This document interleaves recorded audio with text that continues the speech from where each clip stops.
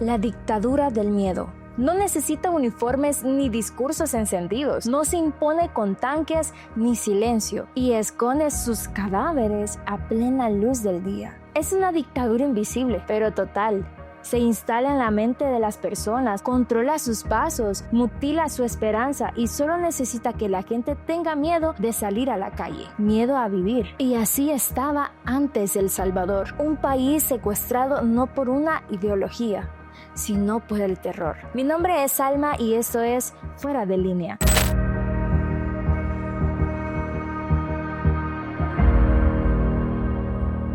En su discurso de año de gobierno, Bukele describió la cruda realidad del pasado salvadoreño. Independiente solo de nombre.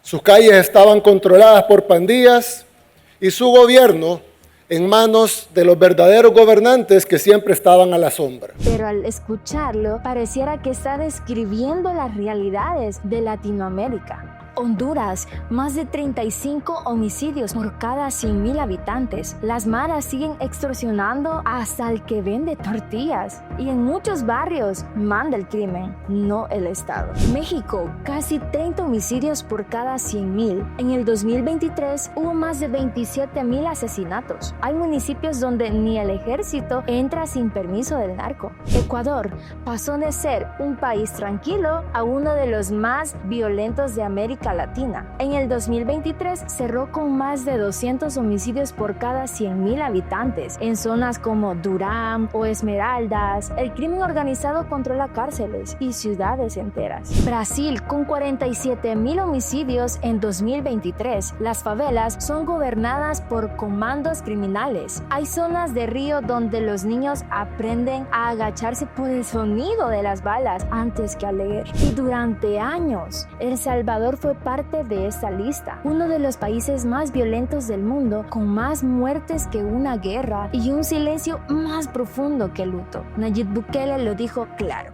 Venimos de un país sistemáticamente saqueado, destruido a conciencia y con una única política pública real: el miedo.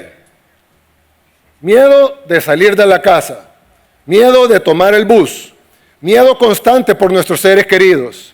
Pero también miedo al sistema de salud, miedo al sistema educativo, miedo al sistema económico exclusivo y voraz, miedo al sistema político y miedo en lo social.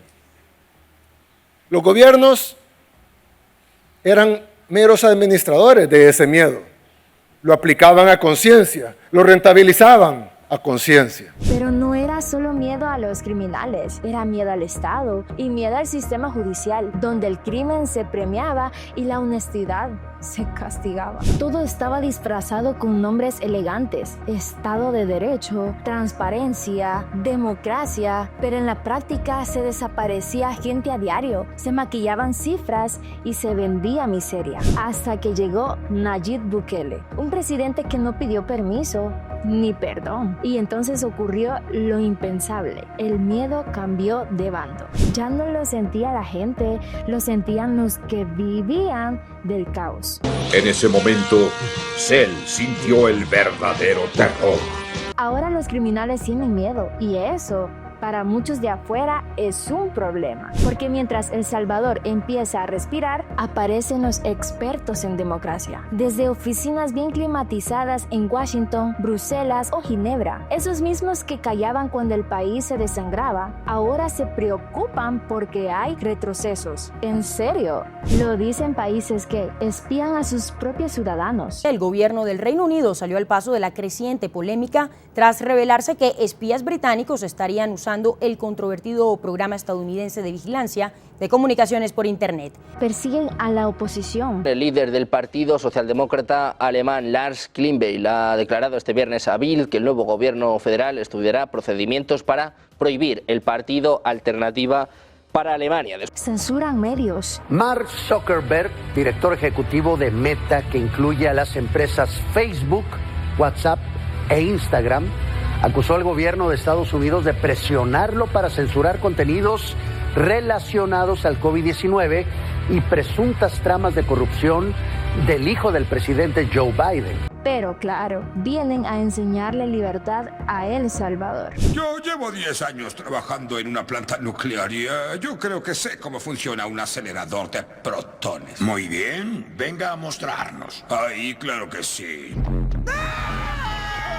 The Economist publica cada año su índice de democracia y según ellos, estos países que mencionamos son los ejemplos de democracia y libertad. Y como si fuera una coincidencia divina, días antes de que Bukele cumpliera un año de haber sido reelegido, The Economist lanzó una nueva campaña, Bukele, el dictador moderno. ¡Guau! ¡Qué encabezado tan grande! Conveniente, ¿no? Luego de esa publicación, al unísono, salieron cientos de medios alineados con el globalismo acusando a Bukele de antidemocrático.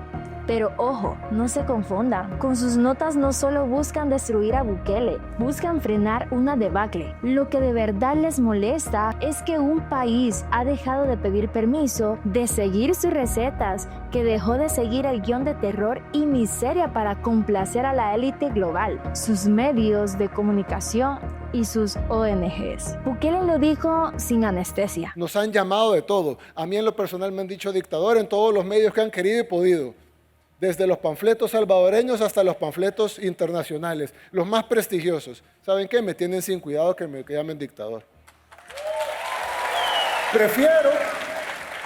Prefiero que me llamen dictador a ver cómo matan a los salvadoreños en las calles. ¡Miren el tamaño de esos huevos! Y eso descoloca el sistema, porque un país pequeño que piensa por sí mismo es tan peligroso como una bomba nuclear en el centro del sistema.